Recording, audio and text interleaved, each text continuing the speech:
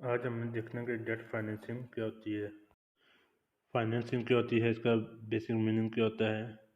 Debt financing असल में वो मेथड होते हैं ना जिनसे कैपिटल राइज होता है, जिसमें फंड्स अदा करने पड़ते हैं बिजनेस को रन करने के लिए, बिजनेस को बढ़ाने के लिए। इसमें ये होता है कि उधार लिया जाता है, जो कंपनी वाले होते हैं वो उधार लेते हैं, सोर्सेज एक्सटर्नल सोर्सेज का इस्तेमाल करके उधार लेते हैं। डेट फाइनेंसिंग में ये होता है कि जो उधार लेने वाला होता है ना, वो रिसीव करता है अमाउंट, स्पेसिफिक अमाउंट को फ्रॉम लेंडर से वो रिसीव करता है। क्रेडिटर होता है जिससे वो लेता है, जिसमें ब्रोवर जो होता है वो एग्रीमेंट करता है।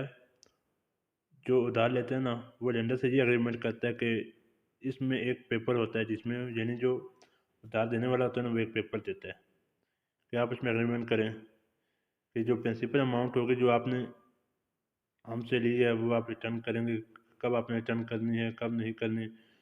तो मैं तो वो जो शख्स होता है ना, वो हर 6 या 7 के बाद इंटरेस्ट भी अदा करता है। जो हमने जो रकम ली होती है ना, उस पर वो इंटरेस्ट भी दे रहा होता है। जो ऊपर जो अमाउंट होती है, जो उसने अमाउंट ली होती है, उस पर वो 6 माह के बाद या 7 के बाद अमाउंट भी दे रहा होता है और इंटरेस्ट भी अदा कर रहा होता है। तो एक फॉर एग्जाम्पल किसी बंदे ने किसी शख्स ने एक उधार लिया। जैसे मैंने आपको इक्विटी फाइनेंसिंग में जो मैंने वीडियो बनाई थी, इक्विटी फाइनेंसिंग में मैंने जो एग्जांपल दी थी कि एक शख्स ने बैंक या किसी से 5 लाख का लोन लिया, तो उसने वो लोन लेकर गाड़ी में इन्वेस्ट किया था। तो ये आपका डेट है, जो आपने लोन लिया ना, ये डेट है, ये आपने वापस करना है।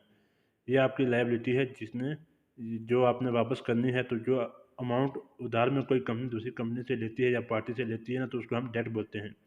इक्विटी और डेट में फ़र्क होता है कि ये इक्विटी में ओनरशिप होती है, डेट में ओनरशिप नहीं होती। मतलब ये जिसने शेयर खरीदे होते हैं ना कंपनी, उसके पास कंपनी का ओनरशिप होता है। वो एज अ कंपनी के किस्म का मालिक होता है।